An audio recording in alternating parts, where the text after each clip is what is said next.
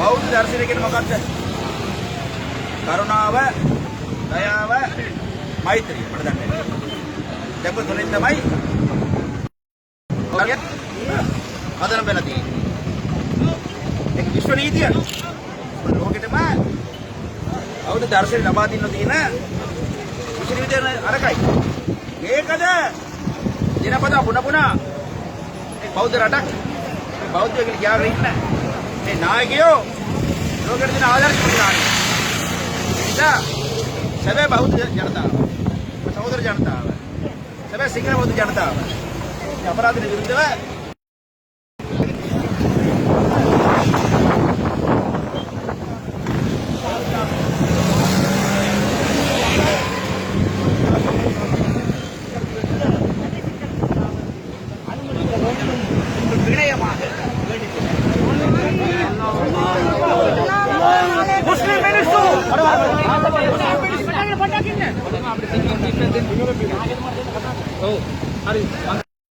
රටේ ජීවත් වෙන ජන කොටස මේ රටේ යුක්තිය සාධාරණත්වයට ගරු කරන හැමදෙනාම අපි දැන් අද රැස් වෙලා ඉන්නවා. අපි එක ආගමකින් එක ජාතියකින් රැස් වුණු කට්ටියක් නෙවෙයි. හැම ආගමෙන් හැම ජාතියෙම එතන එකතු දහස් ගණන් ජනයා ඉල්ලා හිටින්නේ මේ ආණ්ඩුවෙන් අපිට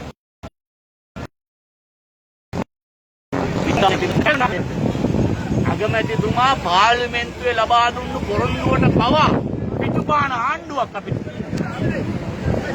මොන වගේ ලැජ්ජාවක්ද මේ? මොන වගේ බොළඳ කතාවද මේ කියන්නේ?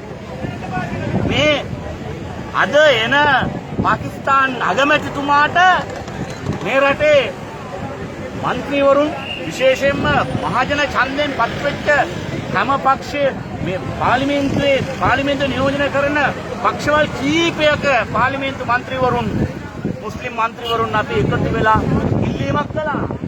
ඒ ඉල්ලීමට ඉඩ නොදී මේ ආණ්ඩුවේ නිල ප්‍රකාශයක් දෙහෙලි රමුප්පල හැමතිස්සෙම කරලා මොන වගේ බොළඳ ප්‍රකාශන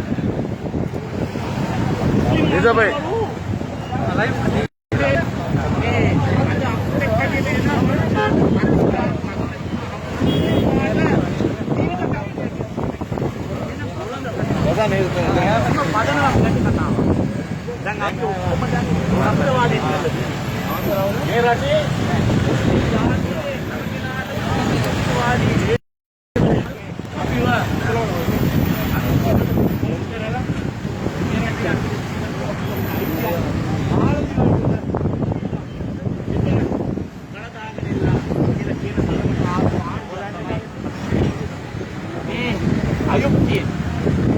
සාධාරණය පිළිබඳව ජාත්‍යන්තරය අපි වෙනුවෙන් කටයුතු කළ යුතුයි. එන්නේ ප්‍රශ්නය දැන් ජාත්‍යන්තර ප්‍රජාව ඉදිරියේ ගිහින් ඉවරයි. ඒ අවධියේදී මේ එන නායකයෝ අපි පිළිබඳ කියන මේ ගැටලුව අවම වශයෙන් निराකරණය වෙන්න අපි රජාපත්තු බලාපොරොත්තු වෙනවා. ඒක අපේ හිත වේදනාව. විශේෂයෙන්ම මේ ආණ්ඩුවට තියෙන විරෝධය අපි ජාතන්ත්‍රවාදීව පිළිදක්වන්නයි අදන මේ නැස්තර. අපි කියලා ආණ්ඩුවනේ දැන් වරක්වල තියෙන ආණ්ඩුව ප්‍රකාශකයන කියලා තියෙනවා. ආණ්ඩුව ප්‍රකාශකය මේ වගේ බොහොඳ කතා කියන ප්‍රකාශකයෙක් මම නම් දැක්කා. මේක වෙලා ගන්නෑ නේ. මේක නිකන් විසඳුමක්. මේක නිකන් නාටකමක්. ඊට කලින් මේ රටවල් නියෝජනය කරන තානාධිපතිවරු හැම කෙනම එකතු වෙලා ලිව්වා. ලියලත් ඒක ගණන් ගත්තොත් නෑ ඒකට පිළිතුරක්වත් ලැබුණේ නෑ. ඒකන මම විදේශ ඇමතිතුමාගේ පාර්ලිමේන්තුවේ අහුවම එතුමා එතනින් ලිස්තිලා යනවා. ඒකට පිළිතුරක් නෑ. තාමත් පිළිතුරක් නෑ. ඒ අතරතුරේ දැන් එන නායකයෝ හමු වෙන්නත් අපිට මොකද අපි මරලා දාන්නේ එන බාටක්. ඒකයි මේ උයන්ගෙන් වක්‍රාකාරයෙන් කියන්නේ ඕකනේ. එතුමාගේ ජීවිත ශාසනයක් තියෙනවා නම් අපේ ජීවිත ධර්මය වෙන්න ඕනේ කියලා. අපි හැම වෙලාවෙම. ඉතින් මොන යංගෙන් වක්‍රාකාරයෙන් කියන කල් දෙලින්ම කියන්නකො. අපි මරලා දාලා යහයි කියලා බයයි කිසි බයක් තියෙනවා ඒක. එහෙමද? කියන්නේ මොන පොළඳ කතාවද මේ? ඒක මන්ත්‍රීතුමා දැන් පාස්පෝර්ට් වාර්තාවක් දැන් එළියට වෙන්නේ. පාස්පෝර්ට් වාර්තාව දැන් අපේ කතානායකතුමා අද එතුමාට ලැබුණයි කියලා කිව්වා. ඊටනිද්ද අපිට බාර දෙනවයි කියලා දීලා දෙන පාර්ලිමේන්තු මන්ත්‍රීවරු. අපිට පාර්ලිමේන්තුවෙන් 225 දිනාටම ඒක අනිදානියෙන් ලබා දෙයි කියලා බලාපොරොත්තු වෙනවා. කල්මරන්ට කොමිටු දාන්න. කල්මරන්ට අවශ්‍ය නම් කොමිටුවක් දාන්න. දැන් මේකනේ දැන් මේ අපේ කඩිනල් තුමාටත් දැන් මේ පා වෙලා තියෙන්නේ. දැන් යම් නිගමනයක් ආව නම් නිගමනයකට ඕන වැඩක් කරන්න. අපි සහෝදරයන්ට කැමති. මේ රටේ ප්‍රශ්නවාදයට අපි කැමති නෑ. අන්තිමෙන් දුරන් කරන මේ රටේ මුස්ලිම් ජනතාවට වැඩි කහක් තියෙනවා. අපි ලාස්ති අපි අතරේ කවුරුහරි අන්තවාදී කියනවා. බලා ගන්න. දේශපාලන නායකයෝ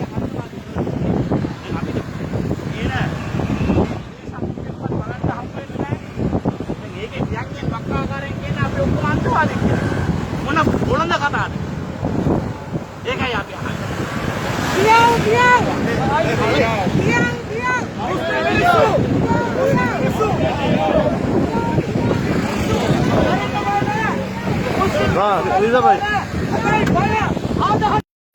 මුස්ලිම් මිනිස්සු මරන්න බය නෑ.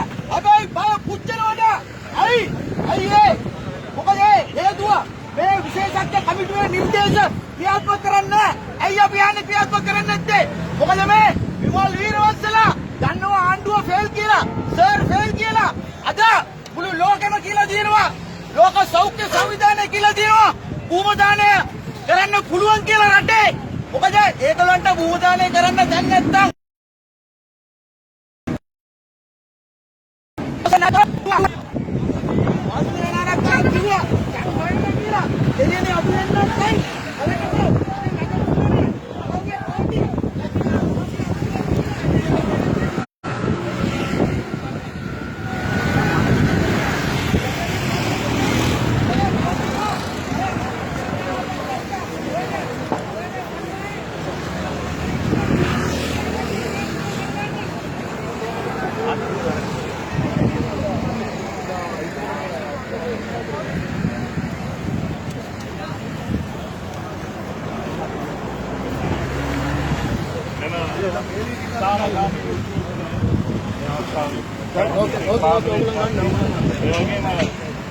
බලාත්කාරී ආදාහනය සම්බන්ධයෙන් පාර්ලිමේන්තුවේ තම අද නිරන්තරයෙන් අවදි කරන මන්ත්‍රී පාර්ලිමේන්තුවේ ප්‍රචාරක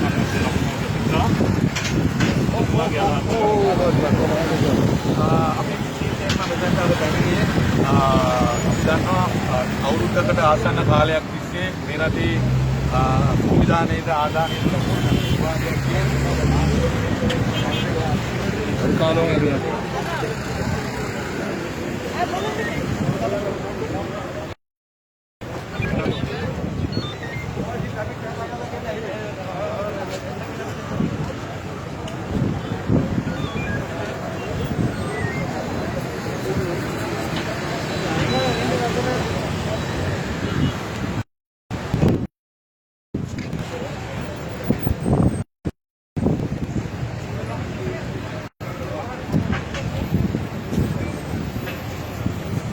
600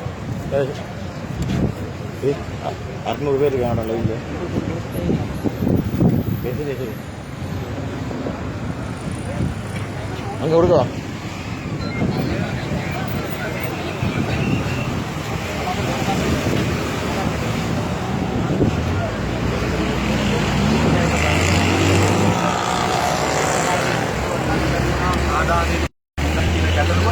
ඊළඟට මේ පිළිබඳව ලෝකයේ රටවල් 195ක් මේක ක්‍රියාත්මක කරද්දී අපේ රටේ විතරක් ආදානයට පමණක් ඉඩ ලබා දීලා තිබෙනවා. ඒකට මේ රටේ ජීවත් වෙන භූමිදාන වෙනුවෙන් පෙනී සිටින විශාල ජන කොටසක් ඉන්නවා. ඒ ජනතාවගේ අයිතිවාසිකම් අමුමම උල්ලංඝනය ආණ්ඩුවේ ආදානයට විතරක් ඉඩකඩ ලබා දුන්නා. ඒ ඉඩකඩ ලබා දීමේදී ඊළඟට ගැටලුවක් ඇටියට මතු කරා අපි ඇයි භූමිදානයට ඉඩ ලබා දෙන්නේ නැත්තේ කියලා. අපි දැක්කා පාර්ලිමේන්තුව තුල අපි මේ ගැන මතු කරා. දමිල් නායකයෝ ආගමික නායකයෝ විල්දනාම මේ ප්‍රශ්නය පැනනගුවා. අන්තිමට ආණ්ඩුව එකඟුණා ජෙනීෆා පෙරේරා මහාචාර්යතුමියගේ ප්‍රධානත්වයෙන් කමිටුවක් පත් කළා. ඒ විද්වත් කමිටුවේ වාර්තාව ලබා දුන්නා දෙසැම්බර් මාසයේ 24 වෙනිදා. ඒ වාර්තාව තුල භූමිදානය කිරීමට තිබෙන අයිතිය හා ඒ කරන්න පුළුවන් හැකියාව ගැන ඒ විද්වත් කමිටුව ඒකපාර්ශ්විකව ඒකමතිකව තීන්දුවක් ලබා දුන්නා. ඒ තීන්දුව ක්‍රියාත්මක කරන්න කියලා අපි පාර්ලිමේන්තුවේ ඉල්ලා සිටියා. අගමැතිතුමා කිව්වා පාර්ලිමේන්තුව තුලදී ඒ තීන්දුව ක්‍රියාත්මක කරනවා කියලා. නමුත් අගමැතිතුමා මේක කියලා අද වෙනකොට සුමාන දෙකක් වෙනවා. වාර්තාව ඇවිල්ලා මාස දෙකක් වෙනවා. අපිට පේනවා ජනාධිපතිතුමා නිහඬයි, සෞඛ්‍ය අංශය නිහඬයි. ඒ හින්දා අපිට පේන දේ තමයි මේක තවදුරටත් දේශපාලනීකරණය කරලා තිබෙනවා. විද්‍යාත්මක හේතුන් මත නෙමෙයි දේශපාලන කාරණා මත තමයි අද මේක අල්ලන් ඉන්නේ කියන එක අපිට පැහැදිලි. ඒ හින්දා අද අපි මේ ජනාධිපති ලේකම් කාර්යාලයට අපි සියලු දෙනාම රැස් වුණේ ජනාධිපතිතුමාට පණිවිඩයක් දෙන්න. ජනාධිපතිතුමාගේ ආණ්ඩුව විසින් පත් කළපු ඒ විද්වත් කමිටුවේ වාර්තාව ක්‍රියාත්මක කරන්න. ඒ නිර්දේශ ක්‍රියාත්මක කරන්න. පාර්ලිමේන්තුවේදී අගමැති ලබා දුන්න පොරොන්දුව ඉෂ්ට කරන්න කියන එක ඒ පණිවිඩය ලබා දෙන්න තමයි අපි මෙතනට රැස් වුණේ. අපි විශ්වාස කරනවා ජනාධිපතිතුමාට අපි කියා සිටිනවා තව දුරටත් මේක ඇදගෙන ගිහිලා මේ රටේ වෛරය සැකය ජනවාර්ගික අතර සැකය අවිශ්වාසය ඇති කරන්න එපා. ආගම්වාදයේ ජාතිවාදයේ තව දුරටත් මතු කරන්න එපා. ශ්‍රී ලාංකිකයෝ හැටියට අපි සියලු දෙනාම එතුමාගෙන් ඉල්ලා සිටින්නේ මේ රටේ භූමිදානය වෙනුවෙන් පෙනී සිටින ඒ ජනතාවගේ අයිතීන් ආරක්ෂා කරලා දීම එතුමාගේ වගකීමක් කියලා අපි ජනාධිපතිතුමාට මතක් කරන්න කැමතියි.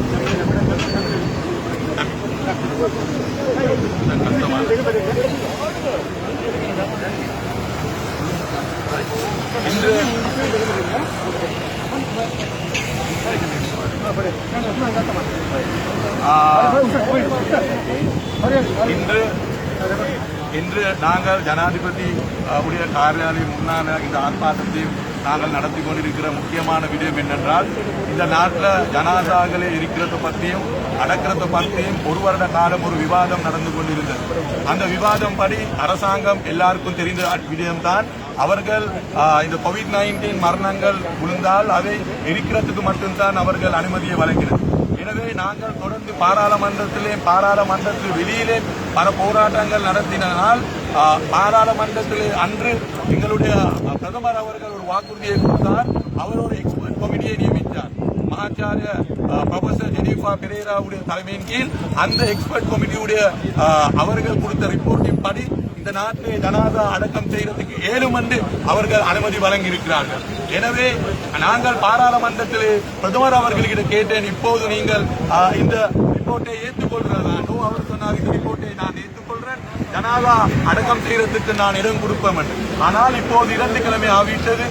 ஜெனீஃபா பெரேராவுடைய ரிப்போர்ட் வந்து ஒரு மாசம் பாஸ் ஆகிவிட்டது. ஆனால் அரசாங்கம் மௌனமாயிருக்கிறது. எனவே இப்போது நாங்கள் ஜனாதிபதி அவர்களுக்கு ஒரு தகவலை கொடுக்கிறதுக்கு தான் இங்க வந்திருக்கிறோம். இந்த நாட்டை மீண்டும் இந்த பிரச்சனையை உருவாக்கவானம், இனவாதத்தை உருவாக்கவானம், மதவாதத்தை உருவாக்காமல் நீங்கள் இந்த நாட்டை வாழக்கூடிய ஜனாதாக்களை அடக்கத்துக்கு வேணும் என்று சொல்லக்கூடிய லட்சக்கணக்கான மக்கள் இருக்கிறார்கள். அவர்களுடைய உரிமைக்கு ஒரு மதிப்பு கொடுக்க வேணும். உலக ரீதியாக அதை ஏற்றுக்கொண்டிருக்கிறார்கள். அந்த ஏற்றுக்கொண்ட விஷயத்தை நீங்களும் ஏற்றுக்கொண்டு ஜனாதா அடக்கம் செய்யறதுக்கு அந்த மக்களுக்கு அந்த விடத்தை கொடுக்க சொல்லித்தான் நாங்கள் இப்போது எங்களுடைய ஜனாதிபதி அவர்கள் முன்னால், அவருடைய செயலர்கள் முன்னால் இருந்து கொண்டு அவர்களுக்கு நாங்கள் இந்த தகவலை கொடுக்கிறோம். இன்னொன்று இருக்கு. இம்ரான் கான் இன்று இம்ரான் கான் அவர்களை பிரதமர் அவர்களை சந்திக்கிறதுக்கு அரசாங்கம் இப்போது அறிவித்திருக்கிறார்கள். எம்பிமார்களுடைய பாதுகாப்புக்காக வேண்டியோ பிரதமர் இம்ரான் கானுடைய பாதுகாப்புக்காக வேண்டி அவரை சந்திக்கிறதுக்கு எங்களுக்கு தர முடியாது. இந்த விஷயத்தை எங்களால் ஏற்றுக்கொள்ள முடியாது. ஏனென்றால் பாராளுமன்றத்தில் உறுப்பினர் இருக்கக்கூடிய நாங்கள் எல்லாரும் இம்ரான் கானை சந்திக்க வேண்டும் என்று, எதிர்க்கட்சி தலைவர் அவர்களும் சந்திக்க வேண்டும் என்று நாங்கள் 2 கிழமைக்கு முன்னாலே நாங்கள் எங்களுடைய அறிவித்தலை அரசாங்கத்துக்கும் அறிவித்திருக்கிறோம். நாங்கள் பாகிஸ்தானில் இருக்கக்கூடிய பிரதமருடைய காரியாலயத்துக்கும் நாங்கள் அறிவித்திருக்கிறோம். ஆனால் திட்டமிட்டு இந்த அரசாங்கம் எங்களுக்கு இம்ரான் கானை சந்திப்ப விடாமல் அவர்கள் மட்டும் சந்திப்பு, அவரை மீண்டும் பாகிஸ்தானுக்கு அனுப்புறதுக்கு அரசாங்கம் இப்போது முயற்சி செய்து கொண்டிருக்கிறார்கள்.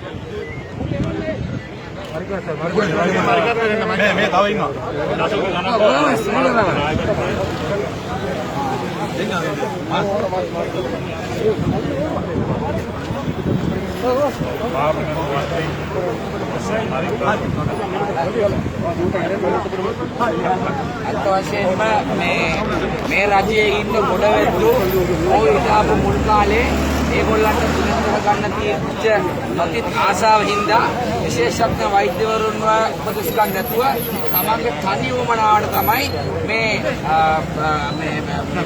කියන්නේ ආදාහනය බලෙන් කිරීමේ වැඩසටහන ආරම්භ කරේ. ලෝක සෞඛ්‍ය සංවිධානයේ නිර්දේශ වලට පටහැනිව ගිහිල්ලා ඒ වගේම ලංකාවේ වෛරස් විශේෂඥයන් ඒ වගේම නොයෙකුත් ශේෂ්ත්‍රවල ඉන්න විශේෂඥයන් කාටවත් උපදෙස් ගන්න නැතුව තමයි මේ කටයුතු කරේ.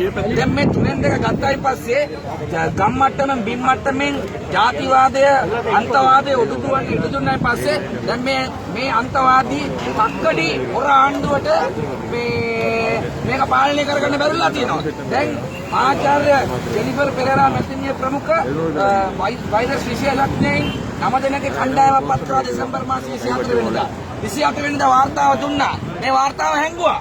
දැන් මේ වාර්තාවේ මේ කමිටුවේ 9 දෙනාගෙන් 7 දෙනෙක්ම ඉන්නේ කවුද? සෞඛ්‍ය අමාත්‍යාංශයේ විශේෂඥයන්. ඒ විශේෂඥයන් දුන්නු වාර්තාව හැංගුවා.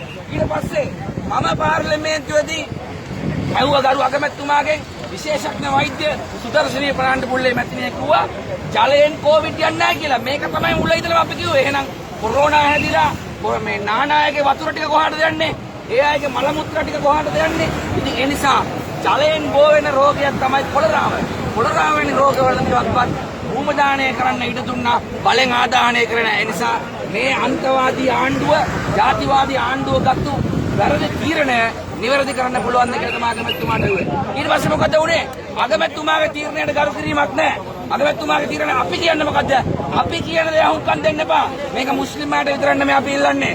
සිංහල දෙමළ මුස්ලිම් ඕන කෙනෙකුට කැමති නම් ආදාහනය කරන්න දෙන්න, කැමති නම් භූමි දානය කරන්න දෙන්න. වෛරස් ව්‍යාප්ත වෙන්නේ නැති නිසා.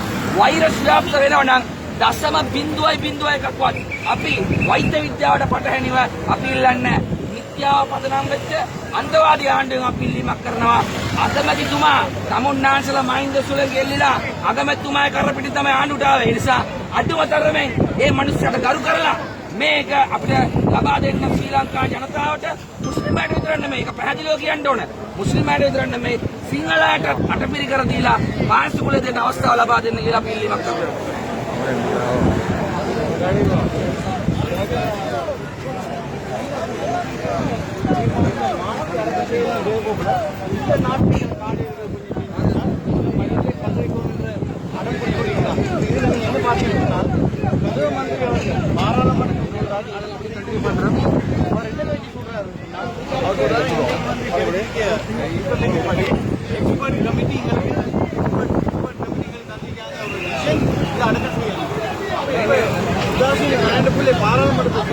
இந்த வைரஸ் தண்ணியும் ஒரு நாள் மிக்ஸ் ஆகுது. அப்ப இன்னொரு நாளா இந்த நாடகம் நடிச்சது இந்த அரசாங்கம் முஸ்லிம்களை பழிவாங்கணும் என்ற ஒரே காரணத்துக்காக வேண்டி செஞ்சு வந்த வேலை தான் இது. இப்ப நேரம் பிரதம மந்திரியை திரும்ப கேட்கிறாங்க, நீங்க என்ன செய்றீங்கன்னு கேட்கிறாங்க. பிரதம மந்திரி என்ன சொல்றாங்கன்னு சொன்னா, நான் அன்றைக்கு தான் சொல்றேன்.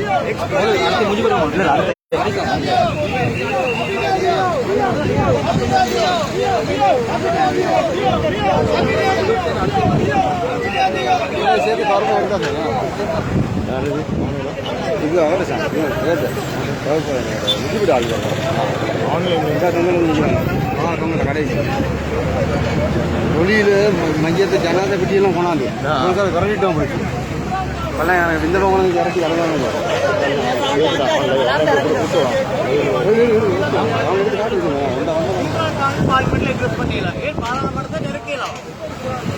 அப்ப இன்னைக்கு இம்ரான் கானுக்கு பார்லிமெண்ட் ஸ்பீச் இல்ல. ஏன் இம்ரான் கான் வாராளுங்கிற பிரச்சனை எங்களுக்கு இருக்கு.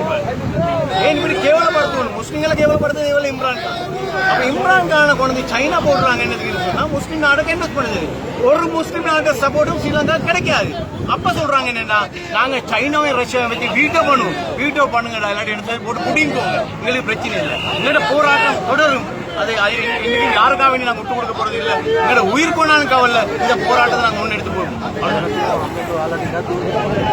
अक्रमतमा इमरान खान क्या नहीं यहाँ මේ රටේ එනකොට මේ රටේ එජෙන්ඩා එකක් දාලා තිබුණා. එතුමා පාර්ලිමේන්තුවට කතා කරනවා කියලා තිබුණා. හැබැයි දැන් ඒක නැවැත්තුවා. ඇයි පාර්ලිමේන්තුවේ 225 දෙන්න බැරි? පාර්ලිමේන්තුවට කතාවක් දෙන්න බැරි නම් මෝඩිට දෙන්න පුළුවන් කතාව ඉම්රාන් खानට දෙන්න බෑ. ඉම්රාන් खान ඇයි එන්නේ කියන ප්‍රශ්නයක් අපිට තියෙනවා. අනිත් එක විශේෂයෙන්ම මුස්ලිම් ජනතාව මේ රටේ ආපු සියලුම නායකයෝ සියාඋලක් මාත්‍යාව, නවාස් ෂරීෆ් මාත්‍යාව, බෙනාසී බූටා ඒ ආපු හැම මොහොතෙම සියලුම මුස්ලිම් മന്ത്രിවරු ඇමතිවරු නායක හම්බුණා. මේ පාර මේ ජාතිවාදී හාණ්ඩුව මොකද කරන්නේ? මේක දෙන්න එපා, මේකට අවස්ථාවක් දෙන්න එපා කියලා කියනවා. අපි දැක්ක മന്ത്രിවරු ඇමතිවරු පවා මේ ප්‍රකාශ කරනවා. අපිට ප්‍රශ්නයක් නැහැ. ඉම්රාන් खान අපිව හම්බුන්නේ නැහැ කියලා අපිට ප්‍රශ්නයක් වෙන්නේ නැහැ. අපේ සටන ඉදිරියට ගෙනියනවා. මේ වල්ලන එකේ මේ වල් වැඩේ කරන්නේ කවුද කියන එක මේ වෙනකොට දැන් එළි වුණා. අග්‍රාමාත්‍යතුමා පාර්ලිමේන්තුවේ කිව්වා මේ භූමි දාණය කරන්න ඉඩකඩ දෙනවා. කිසිම ප්‍රශ්නයක් නැහැ. ඇයි එයා කිව්වේ මේ එක්ස්පර්ට් කමිටි එක ජෙනිෆර් පෙරරගේ කොමිටියෙන් තීරණය කරුවා නම්ම දෙනාම අස්සම් කරලා කිව්වා භූමි දාණය කරන්න පුළුවන් මේ වෛරසයක් නැහැ කියලා. එතකොට මාචාර්ය තිස්ස විදාරණ කියනවා, මලික් පීරිස් කියනවා, මේ රටේ ඉන්න සියලු දෙනා කියනවනම් මේ ආණ්ඩුවේ එක්ස්පර්ට් කවුද? ගෝඨාභය රාජපක්ෂද? එයානේ තීන්දුව කරන්නේ. ඒතකොට අග්‍රාමාත්‍යතුමාගෙන් පෙරේද අහනකොට එයා කියන්නේ මම කියපු දේ තවමත් කියනවා, මේක භූමි දාණය කරන්න පුළුවන් ප්‍රශ්නයක් නෑ. ඇයි මේක තමයි කොමිටි වාර්තාව කියලා කියනවා. ඒ කොමිටිය ඊට 18 දින චන්න පෙරරගේ නායකත්වයෙන් ඉන්න කොමිටිය තමයි හොර කොමිටිය. ඒ හොර කොමිටිය මොකක්ද වෙලා තියෙන්නේ? 8 දිනක්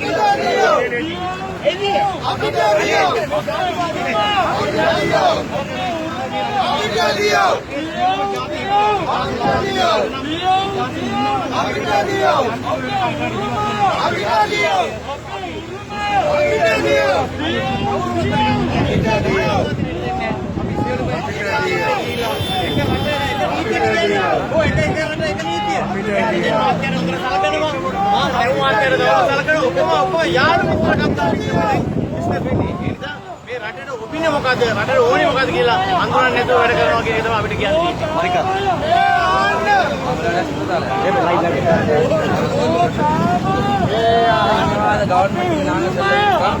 இது வந்து முஸ்லிம் சிங்கள பிரச்சனை இல்ல. இது வந்து இந்த நாட்டுல மக்களுக்குள்ள இடையுள்ள பிரச்சனை இல்ல. இது வந்து எங்களுடைய உரிமைகளை கேட்கிற பிரச்சனை. எங்களுடைய உரிமைகளை இது முஸ்லிம் மக்கள் உரிமையும் இல்ல.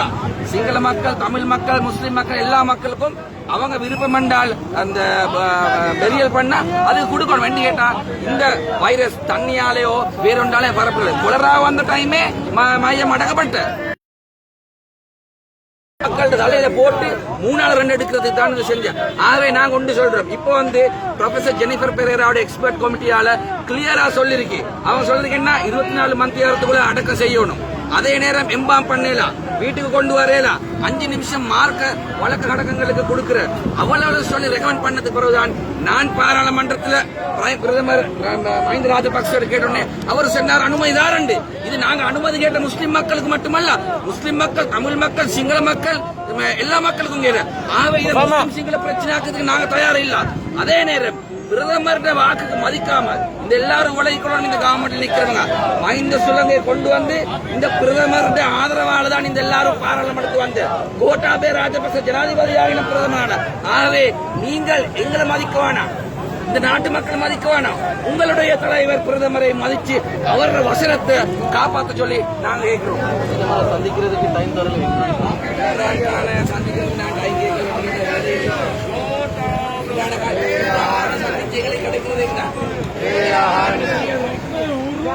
අපිට දෙන්න අපේ උරුමය අපිට දෙන්න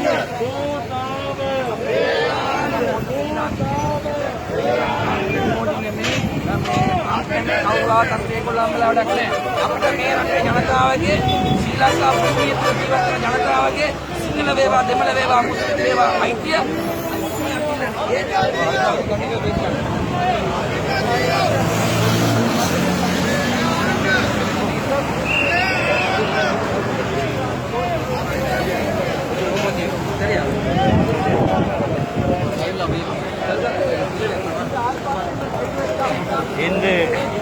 இந்த எமது பாதுகாப்பு செயலகத்துக்கு முன்னாலே ஜனாதிபதி செயலகத்துக்கு முன்னாலே பல்லாயிரக்கணக்கான மக்கள் கூடி செய்கின்ற ஆர்ப்பாட்டம் இங்கு வருகின்ற எங்களுடைய அதிதி பாராளுமன்ற பாகிஸ்தானுடைய பிரதமர் இம்ரான்கான் கண்டுவிடக்கூடாது என்று போலீசார் பயப்படுகிறார். இப்பொழுது இங்கிருந்து விலகிச் செல்லுமாறு எங்களிடத்திலே வினயமாக கேட்கிறார்.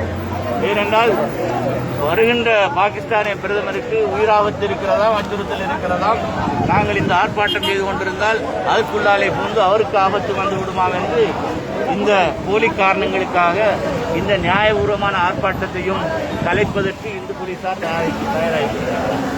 எங்களை பொறுத்த மட்டிலே இந்த செய்தி பாகிஸ்தானுக்கு மட்டுமல்ல, இஸ்லாமிய நாடுகளுக்கு மட்டுமல்ல, உலகளாவிய இந்த நாட்டிலே நேர்மையும் நியாயமும் நிலைக்க வேண்டும் என்று விரும்புகின்ற எல்லோரும், இந்த நாட்டிலே இருக்கிற அராஜகத்தை இல்லாமல் செய்ய வேண்டும் என்று விரும்புகிற எல்லா சர்வதேச நட்பு நாடுகளுக்கும் இந்த செய்தி போய் சேர வேண்டும்.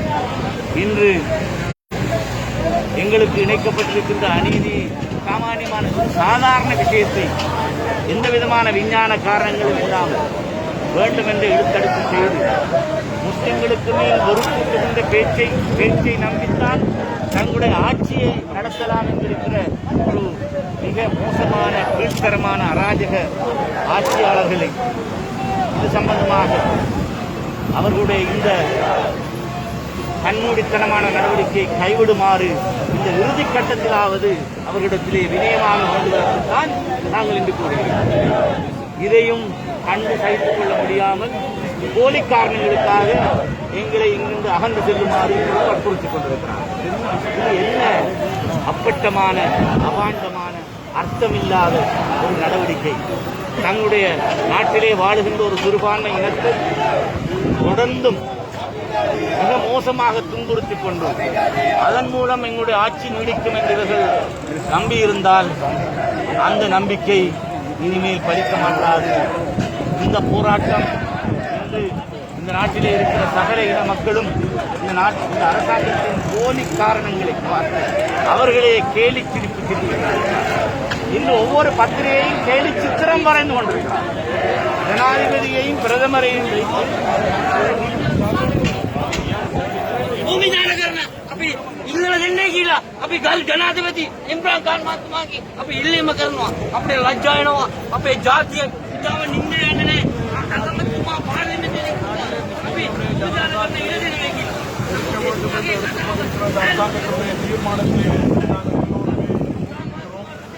அரசியல் கட்சி பேதங்களுக்கு அப்பால் எல்லோரும் முன்னின்று இந்த ஜனாதாவை அடக்குவதற்காக அந்த சந்தர்ப்பத்தை இந்த நாட்டில் இருக்கிற முஸ்லீம்களுக்கு தர வேண்டும் என்று நாங்கள் வேண்டுகோள் விடுக்கிறோம்.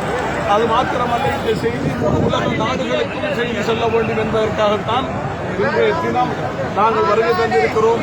எல்லா கட்சிகளுடைய தலைவர்களும் இங்கு வந்திருக்கிறார்கள். எனவே கட்சி பேதத்துக்கு அப்பால் நின்று இந்த நாடு இந்த முஸ்லீம்களுடைய ஜனாதாக்களை எரிப்பதிலிருந்து தடுத்து அவர்களை நல்லடக்கம் செய்வதற்கான விடயத்தை இந்த நாட்டிலே முஸ்லீம்களுக்கு வழங்க வேண்டும். ஒரு இன ரீதியாக பார்க்காமல் ஒரு ஜனநாயக ரீதியாக ஒரு சமூகத்தினுடைய அடிப்படை உரிமையை கூட இந்த நாடு அரசாங்கம் தர மறுப்பது என்பது மிகவும் கவலைக்குரிய விடயம். எனவே இந்த நாட்டிலே உள்ள ஆட்சியாளர்கள் இரக்க சிந்தனையோடு பார்க்க வேண்டும். ஒரு கொடூரமான சிந்தனையோடு இந்த ஆட்சியை எடுத்துக்கொண்டு நடத்தலாம் என்று எதிர்பார்ப்பது என்பது அது ஏற்றுக்கொள்ள முடியாது. அது எதிர்காலத்திலே உலக நாடுகளும் இந்த நாட்டிலே இருக்கிற மக்களும் எல்லோரும் ஒற்றுமைப்பட்டு இதற்கு எதிராக நாங்கள் போர்ப்படுத்துவோம் என்பதை இடத்திலே நாம் கூற கடமைப்பட்டவனாக இருக்கிறோம்.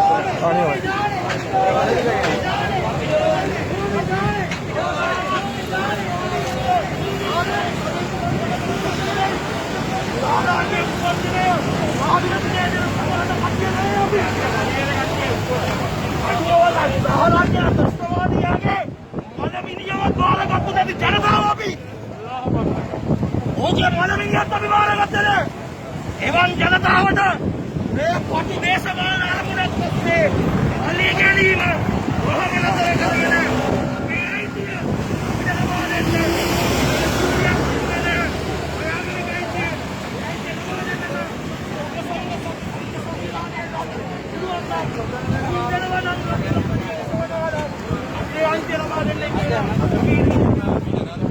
කාර්යාලය ඉස්සරහට රැස්ුනේ ප්‍රධානම අරමුණ උනේ මේ රටේ COVID-19 මරණ සම්බන්ධව පෞද්ගලික අවුරුද්දක කාලය තුල විශාල විවාදයක් ගියා. ආණ්ඩුව තීන්දුවක් දුන්නා ආදාහනය පමණයි කරන්න කියලා. නමුත් මේ රටේ ඉන්න ආගමික නායකයෝ, දේශපාලන නායකයෝ පාර්ලිමේන්තුව තුල පාර්ලිමේන්තුව පිටත අපි විශාල හඬක් නැගුවා ආදාහනය කරන්නට ඉඩ ලබා දෙන්න. ලෝක සෞඛ්‍ය සංවිධානය ඒක ඉඩ ලබා දීලා තිබෙනවා. අන්තිමට ගිය අවුරුද්දේ නොවැම්බර් මාසේ අගමැතිතුමාගේ උපදෙස් පරිදි විද්වත් කමිටුවක් පත් කළා මහාචාර්ය ජෙනිෆා පෙරේරා මැතිණියගේ ප්‍රධානත්වයෙන්. ඒ කමිටුව වාර්තාවක් ලබා දීලා තියෙනවා දෙසැම්බර් මාසේ. මේ රටේ භූමි දානය කිරීම තුළ කිසිදු ආකාරයේ පරිසර හානියක් වෙන්නේ නැහැ. ඒ වගේම සෞඛ්‍ය ගැටලු ප්‍රශ්න ඇති වෙන්නේ නැහැ. ඔවුන්ගේ නිර්දේශ ලබා දීලා තිබෙනවා. එතකොට මේ නිර්දේශ ක්‍රියාත්මක කරනවායි කියලා එදා පාර්ලිමේන්තුවේදී අගමැතිතුමා ප්‍රකාශයට පත් කළා. නමුත් අද වෙනකන් ඒ ප්‍රකාශ කරලා සති දෙකයි ජෙනිෆා පෙරේරා මැතිණියගේ වාර්තාව ඇවිල්ලා මාස දෙකයි ආණ්ඩුව නිශ්ශබ්දව ඉන්නවා. ඒ හින්දා තමයි අපි අද ජනාධිපති ලේකම් කාර්යාලය ඉස්සරහට ඇවිල්ලා අගමැතිතුමාගෙන් අපි ජනාධිපතිතුමාට පණිවිඩයක් දෙනවා. අද මේ රටේ තමුන්නාන්සලාගේ ආණ්ඩුව විසින් පත් කරපු විද්වත් කමිටුව ලබා දීපු ඒ වාර්තාව ක්‍රියාත්මක කරන්න. භූමි දාණයට ඉඩ දෙන්න. අගමැතිතුමා ආණ්ඩුවේ නායකයා හැටියට පාර්ලිමේන්තුවේදී කළපු ප්‍රකාශය ඉඩ දෙන්න. ඒක ඉෂ්ට කරන්න. තවදුරටත් මේ ප්‍රශ්නේ ඇදගෙන යන්න එපා. ජාතිවාදය ආගම්වාදය මත මේ රට පාලනය කරන්න යන්න එපා. මේ රටේ විවිධ ජන කොටස් තියෙනවා, විවිධ ආගම් ඉන්නවා, විවිධ සංස්කෘතීන් තියෙනවා, විවිධ යන්නේ ඒවට ගරු කරන්න කියලා අපි ජනාධිපතිතුමාගේ ඉල්ලා සිටිනවා. මොකද එතුමාගේ වගකීම තමයි මේ රටේ ඉන්න සියලු ජන කොටස් වල අභිලාෂයන්, අයිතිවාසිකම්, මේ සියලු දේවල් ආරක්ෂා කිරීමේ වගකීම තියෙන්නේ ජනාධිපතිතුමාට. ඒ අපි බලාපොරොත්තු වෙනවා. අපි එතුමාගෙන් ඉල්ලනවා තවදුරටත් මේක දිගාරගෙන යන්න එපා. මේ ප්‍රශ්නයට විසඳුමක් නොදී ඉස්සරහට යන්න එපා. මොකද අද වෙනකොට චීනෙත් ඇවිල්ලා භූමි දාණයට ඉඩ ලබා දීලා තිබෙනවා. ඒ හින්දා මිනිහෙක් මරුණම අවසාන කටයුත්ත ඒ පවුලේ වුවමනාව මත ගෞරවණාන්විතව කරන්න ඒකට ඉඩ ලබා දෙන්න කියලා අපි ජනාධිපතිතුමාගෙන් අද ඉල්ලා සිටින්න තමයි මේ ජනාධිපති ලේකම් කාර්යාලය ඉස්සරහට අපි රැස්ුනේ. අගමැතිතුමා ඒකට විරෝධයක් දක්වනද පාකිස්තානයේ? නෑ අපිට පාකිස්තානයේ අගමැතිතුමා මේ රටේ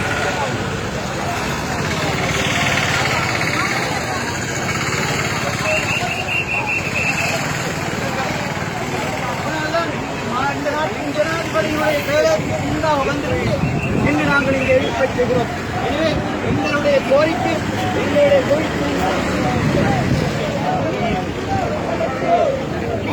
உரிமை என்ற அடிப்படையில் நாங்கள் மிகவும் மாண்பான முறையில் கேட்கின்றோம். இந்த உலகத்தில் உள்ள எந்த நாடுகளை சார்ந்தவர்கள் வந்திருந்தாலும் அவர்களிடம் கேட்கின்றோம். அங்கே மனித உரிமைகள் மீறப்படுகின்ற நேரத்திலே, காஷ்மீரிலே மனித உரிமை மீறுகின்ற நேரத்தில் நாங்கள் கொதிக்கின்றோம். இங்கே எங்களது அடிப்படை உரிமை மீறப்படுகின்றது. இந்த நிலையை என்னவென்று பார்க்க போகின்றீர்கள் என்று அந்த தலைவர்களிடம் கேட்கின்றோம். இதைத்தான் நீங்கள் பார்க்க வேண்டும். இஸ்லாமோபியா என்ற அடிப்படையில் நீங்கள் வெளிநாடுகளிலே உங்களது குரல்களை இட்டீர்களே, இலங்கையில் தான் இன்று இஸ்லாமோபியா நடந்து கொண்டிருக்கின்றது. இதற்கு என்ன சொல்ல போகின்றனர்? இன்று அவர்கள் உங்களுக்கு இந்த செங்கவல பவனங்கள் போட்டு உங்களை வரவேற்கலாம். ஆனால் இங்கே எங்களது இரத்தங்கள் இன்று நாங்கள் மிகவும் எமது குழந்தைகளை, எமது பெற்றோர்களை, அப்பாவி மக்கள் இன்று அநியாயமான முறையில் எரிக்கப்படுகின்ற நேரத்தில் எங்கள் இரத்தம் உறைஞ்சு போயிருக்கின்ற இந்த காலகட்டத்திலே நீங்கள் எமது தலைவர்களே இவர்களிடம் கேளுங்கள். இன்று உலக ரீதியான முறையிலே இலங்கையை தலை குனிவதற்காக நாங்கள் பேசவில்லை. எங்களது உரிமை இங்கு மறுக்கப்படப்படுகின்றதற்காக நாங்கள் பேசுகின்றோம். நாங்கள் நாட்டுப்பட்டுள்ளவர்கள், இந்த நாட்டுக்காக பல தியாகங்களை செய்த சமுதாயத்தைச் சேர்ந்தவர்கள். அந்த அடிப்படையிலே இலங்கையர் என்ற அடிப்படையில் தான் எங்களது இந்த நாங்கள் அனுபவித்துக் கொண்டிருந்த இந்த அடிப்படை உரிமை மீறப்பட்டிருக்கின்றது என்பதை பற்றி தான் இன்று எங்களது மக்கள் கேட்டுக் கொண்டிருக்கின்றோம். எனவே இவர்கள் தொடர்ந்து பாராளுமன்றத்தில் சொல்கின்றார்கள் நாங்கள் அடக்குவோம்.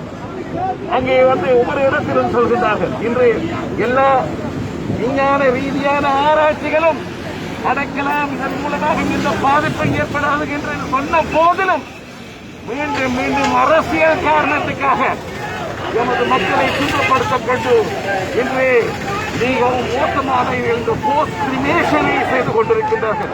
இதை போர்ஃபுல்லாக செய்கின்றனர். இதை நாங்கள் வன்மையாக இந்த நேரத்திலே நாங்கள் கண்டிக்கின்றோம் என்பதை கூறுகிறோம்.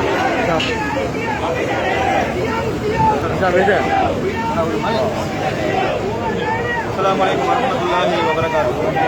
நான் ஸ்ரீலங்கா தௌஹீத் ஜமாத் தலைவர் ஹிஷாம். அஸ்ஸலாமு அலைக்கும் வரஹ்மத்துல்லாஹி வபரகாத்துஹு. ஸ்ரீலங்கா தௌஹீத் ஜமாத் தலைவர் ஹிஷாம். இன்றைய தினம் ஏற்பாடு செய்யப்பட்டிருக்கக்கூடிய இந்த ஆர்ப்பாட்டம் உங்களுக்கு எல்லாம் தெரியும்.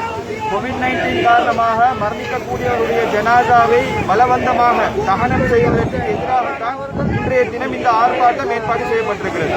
இந்த ஆர்ப்பாட்டத்தை பொறுத்த மாத்திரத்தில் எந்த கட்சி பேதமும் இல்லாமல், அமைப்புகளுக்கு மத்தியில் எந்தவித வித்தியாசமும் இல்லாமல், அமைப்புகளுக்குள்ள கட்சிகளுக்கு மத்தியில் முரண்பாடுகள் இருந்தாலும் அந்த முரண்பாடுகள் எல்லாம் கலைந்துவிட்டு, அத்தனை முரண்பாடுகளையும் கலைந்துவிட்டு எங்களுடைய உரிமைக்காக வேண்டி நாம் அனைவரும் ஒன்று சேர்ந்திருக்கிறோம்.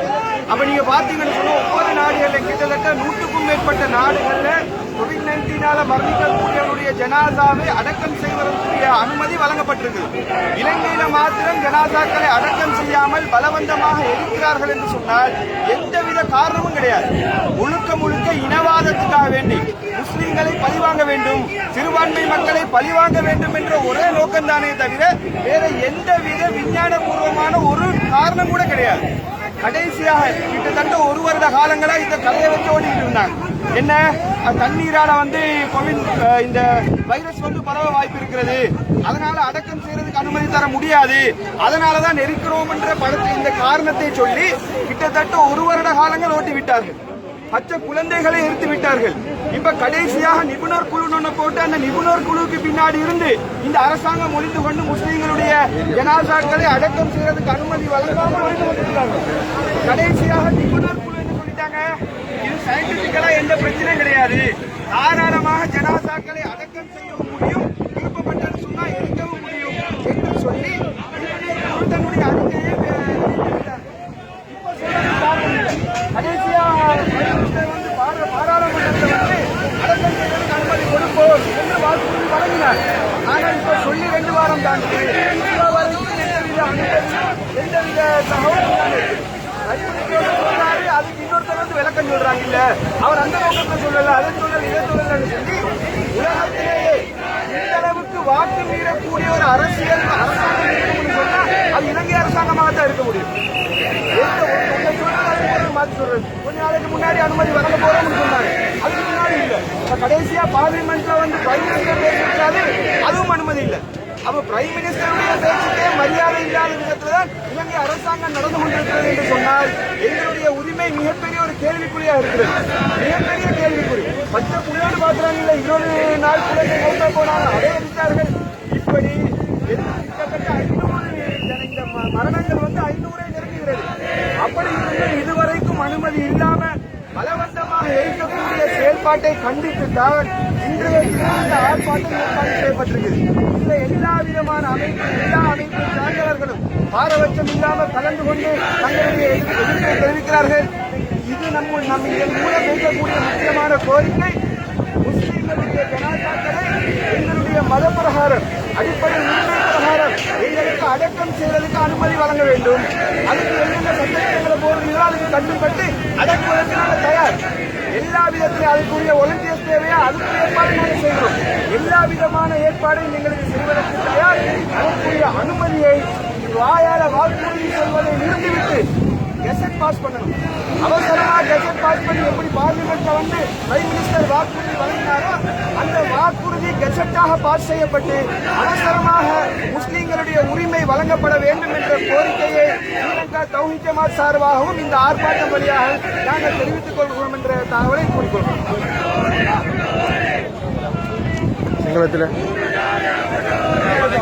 ஹிதாயத் சத்தார் முன்னாள் மத்திய மாகாண உறுப்பினர். இன்று இந்த இடத்திலே ஒரு சமூகமாக நாங்கள் இலக்க ரீதியாக வேறுபடாமல், அரசியல் கட்சி ரீதியாக வேறுபடாமல் எல்லோரும் ஒரு சமூகமாக ஒன்று சேர்ந்து இந்த இடத்திலே கூடியிருப்பது இந்த நாட்டிலே ஒரு உலகத்தையும் கேள்விக்குறியாக்கிய இந்த கொரோனா கோவிட்-19 மரணத்தை ஒரு உலக வைத்திய சுகாதார ஸ்தாபனம் சொல்லியிருக்கின்ற அந்த அடிப்படையிலே முழு உலகத்திலே இருக்கின்ற நாடுகளும் எங்களுக்கு விரோதமாக இருந்த நாடுகள் கூட இந்த ஜனாசாக்களை அடக்குவதற்கு அவர்களுக்கு அந்த அடிப்படை உரிமையை கொடுத்திருக்கின்ற முழு உலகத்திலே மற்ற நாடுகளை விடவும் இலங்கை நாட்டிலே அரசியல் செய்வதற்காக இனவாதத்தை தூக்கி பொழித்து ஒரு சமூகத்தின் வாக்குகளை கொள்ளையடிப்பதற்காக இந்த நாட்டிலே இருக்கின்ற அரசாங்கம் கிட்டத்தட்ட 200க்கும் மேற்பட்ட முஸ்லிம் ஜனாசாக்களை எரித்து விட்டார்கள். இதிலே 20 நாள் குழந்தைகள், அதே போல 2 மாத குழந்தைகள், அதே போல 18 வயதைச் சேர்ந்த இளைஞர்கள், அதே போல வயோதிபர்கள், தாய்மார்கள் என்று எந்த ஒரு இதுவும் பார்க்காமல் சுயேட்சமாக இறந்தவர்களை கூட பிசிஆரிலே முஸ்லிம் என்று கூறி இவர்கள் இந்த ஜனாசாவை எடுத்துக்கொண்டு இனவாதிகளை சந்தோஷப்படுத்திக் கொண்டிருக்கின்ற ஒரு நாட்டிலே நாங்கள் வாழ்ந்து கொண்டிருக்கின்றோம். நாங்கள் பல ஆர்ப்பாட்டங்களை கடந்த 1 வருட காலமாக இயற்கை ரீதியாகவும் கட்சி ரீதியாகவும் நாங்கள் அரசாங்கத்துக்கு எங்களால் முடிந்த அந்த விதத்திலே எதிர்ப்புகளை தெரிவித்தாலும் இன்று எங்களுடைய நாட்டுக்கு பாகிஸ்தான் நாட்டின் பிரதமர் கௌரவ இம்ரான் கான் அவர்கள் வருகின்ற நேரத்திலே எங்களுடைய சமூகத்துக்கு ஒரு ஆறுதலாக இருந்தது. பாராளுமன்றத்திலே இம்ரான் கான் பாகிஸ்தான் பிரதமருக்கு எங்களுடைய சமூகம் சார்பாக பேசக்கூடிய ஒரு சந்தர்ப்பத்தை இந்த அரசாங்கம் கொடுத்திருந்தது. அதே போல இந்த நாட்டிலே பிரதான எதிர்க்கட்சியை சந்திப்பதற்கு அவகாசம் கொடுத்திருந்தது. அதே போல இந்த நாட்டில் இருக்கின்ற முஸ்லிம் தலைமைகளை சந்திப்பதற்கு அவகாசம் கொடுத்துவிட்டு தற்போது அவரை இலங்கை நாட்டுக்கு வருகின்ற நேரத்திலே அவருடைய பாராளுமன்ற பேச்சு, அவர்களுடைய பாராளுமன்ற உரையை இல்லாமல் செய்து அந்த பாகிஸ்தான் நாட்டு பிரதமரை கூட அவமதிக்கின்ற ஒரு அரசாங்கம் தான் இந்த இலங்கை நாட்டிலே இருக்கின்ற அரசாங்கம். எனவே நாங்கள் எல்லோரும் இன்று ஒன்று கூடி பேசுகின்ற விடயம்தான். நாங்கள் எல்லோரும் ஒன்றுபட்டு எங்களுடைய சமூகத்துடைய அடிப்படை உரிமை ஒரு ஜனாசாவை அடக்கம் செய்வதற்கு இந்த நிபுணர் குழுவினால் சொல்லப்பட்ட விதத்திலே எங்களுக்கு அந்த உரிமையை பெற்று தாருங்கள் என்று நாங்கள் ஒரு சமூகமாக கேட்டுக்கொண்டிருக்கிறோம். அஸ்ஸலாமு அலைக்கும்.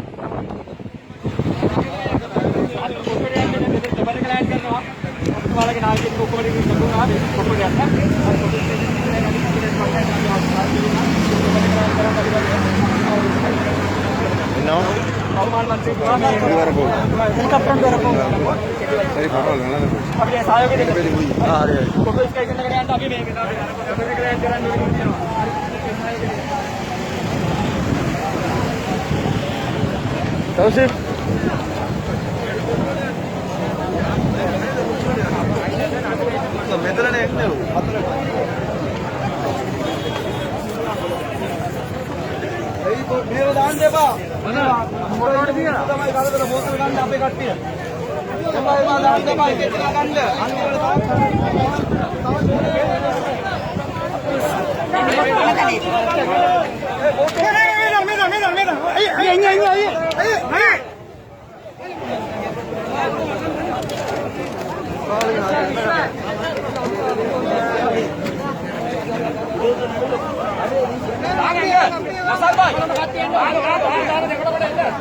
எல்லாரும் அப்படியே வாங்க.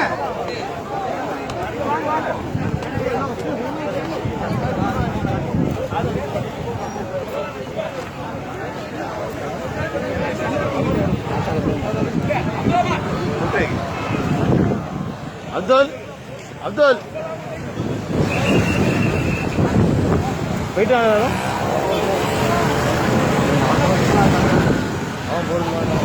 யாரு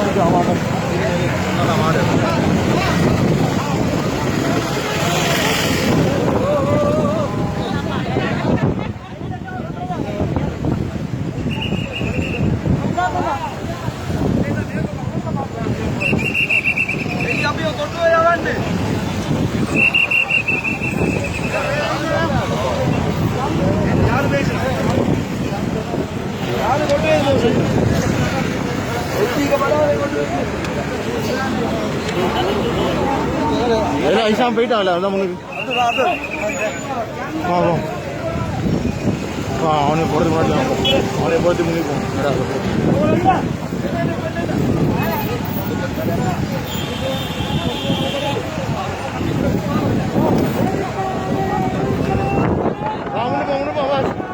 முன்னுப்போம்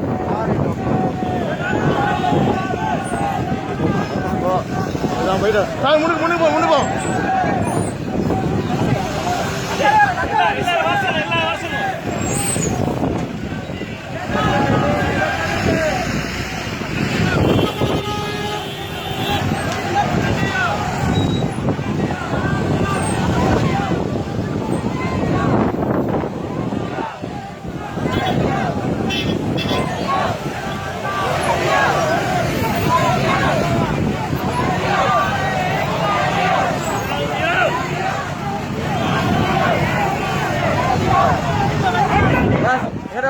படிங்க அது பண்ணி படி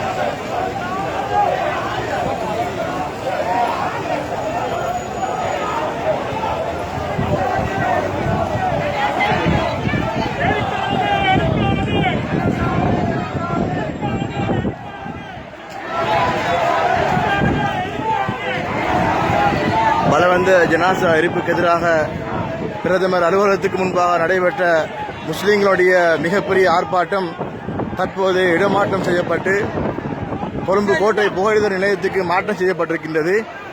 பிரதமர் அலுவலகத்துக்கு முன்னால் ஹெலிகாப்டர் இறங்கப்பட இருக்கின்ற காரணத்தினால் அதுக்கு இடம் வழங்க வேண்டும் என்று போலீஸ் துறையினர்கள் நம்மிடத்தில் கோரிக்கை வைத்த அடிப்படையில் இந்த ஆர்ப்பாட்டம் இப்போது மெதுமெதுமாக கோஷங்கள் எழுப்பப்பட்டு கொண்டு கொழும்பு கோட்டை புகையிரத நிலையத்தை சென்றடைந்து கொண்டிருக்கின்றது.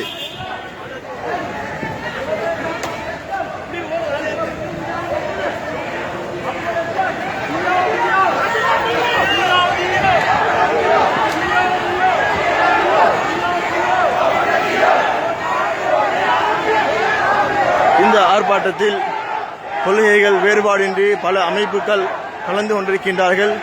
அதுபோன்று கட்சி வேறுபாடின்றி பல கட்சியினர்கள் பல தலைவர்கள் இந்த ஆர்ப்பாட்டத்தில் கலந்து கொண்டிருக்கின்றார்கள்.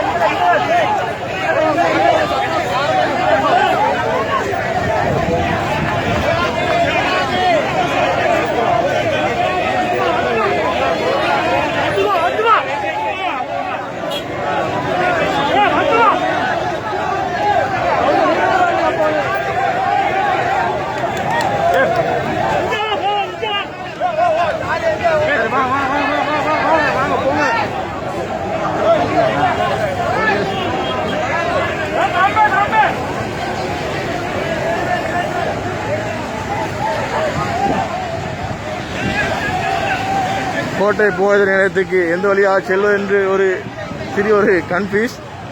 அதில் இரண்டு பக்கமாகவும் மக்கள் செல்ல முயற்சிக்கின்றார்கள்.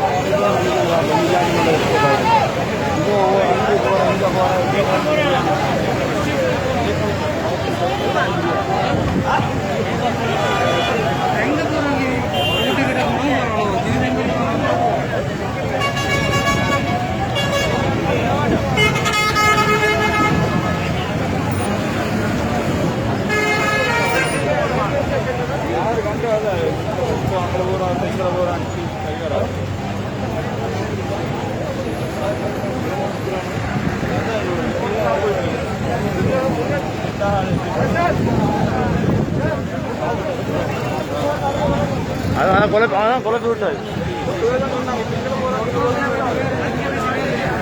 சுத்த வைக்காம போல.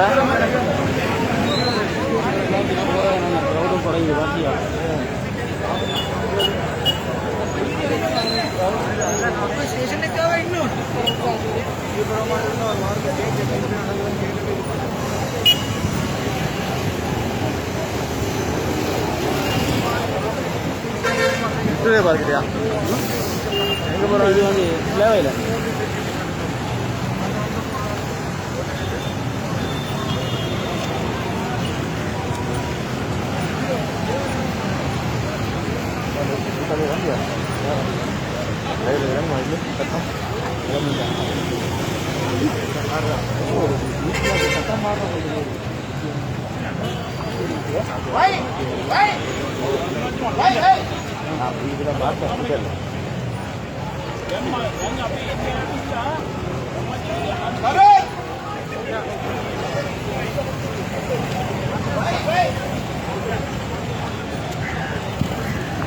முன்னுக்கு போங்க. வீடியோ எடுக்காம எல்லாரும் எங்க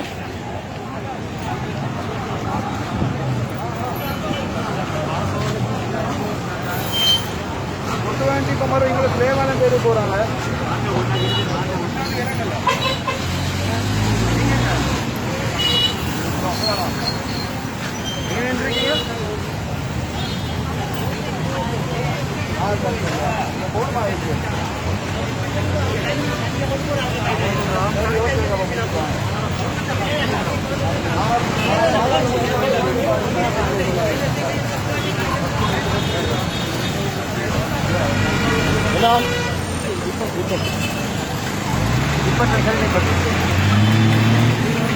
தற்போது இதுவரை நேரம் முஸ்லிம்களுடைய பலவந்த ஜனாசா எரிப்புக்கு எதிரான ஆர்ப்பாட்டம் நடைபெற்றுக் கொண்டிருந்தது.